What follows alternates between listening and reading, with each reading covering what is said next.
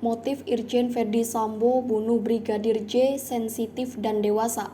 Kisah cinta putri terungkap. Kapolri Jenderal Listio Sigit Prabowo umumkan 4 tersangka kasus pembunuhan berencana Brigadir Nofriansyah Yosua Huta Barat alias Brigadir J pada Selasa 9 Agustus 2022. Terkait motifnya, saat ini sedang terus dilakukan pendalaman oleh tim Sus Polri. Terkait motifnya, saat ini sedang dilakukan pendalaman terhadap saksi-saksi dan Ibu PC.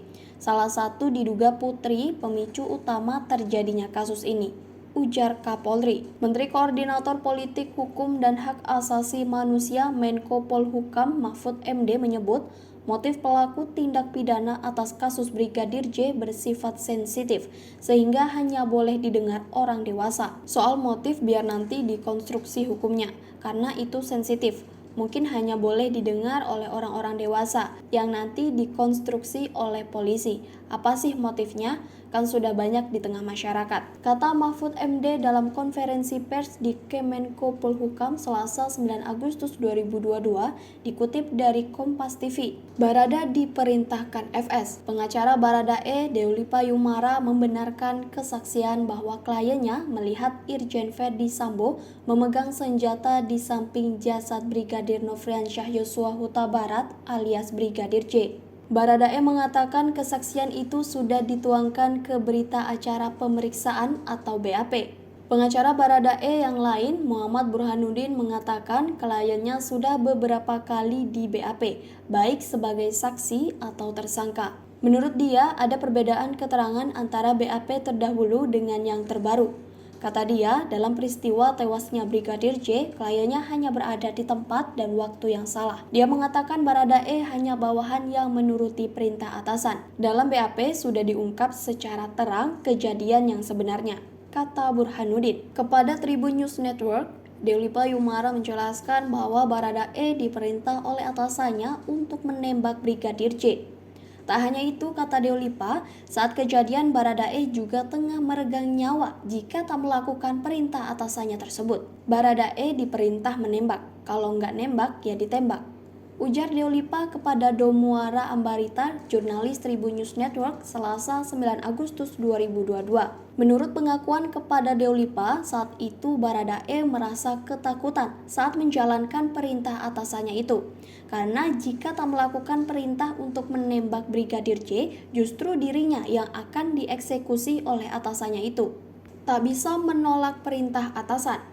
Kemudian Deoli Payumara menjelaskan alasan kenapa kliennya tidak menolak saat diperintahkan atasannya untuk menembak Brigadir J. Menurut dia, di kepolisian, Baradae sebagai bawahan harus patuh terhadap perintah atasannya. Ya, namanya kepolisian, dia harus patuh perintah sama atasan. Kita juga kalau jadi karyawan patuh perintah sama pimpinan kita kan, sama sajalah, ujar Deolipa. Deolipa menjelaskan aturan bahwa bawahan harus patuh terhadap atasan tertuang dalam peraturan Polri atau Perpol. Dapat tekanan untuk pengakuan bohong. Deoli Payumara menjelaskan bukan tanpa sebab kliennya itu membuat pengakuan bohong selama pemeriksaan yang dilakukan oleh pihak yang bertugas, melainkan karena ada tekanan dari luar yang mengharuskan Baradae untuk mengikuti skenario yang telah dibuat oleh atasan. Lebih lanjut, Deolipa juga menjelaskan bahwa Baradae situasinya dalam tekanan. Oleh karena itu, kliennya tersebut tak berani mengungkapkan kebenaran. Salah satunya disampaikan skenario tembak-menembak. Baradae karena bela paksa ditembak oleh Brigadir J. Kemudian dia membalas.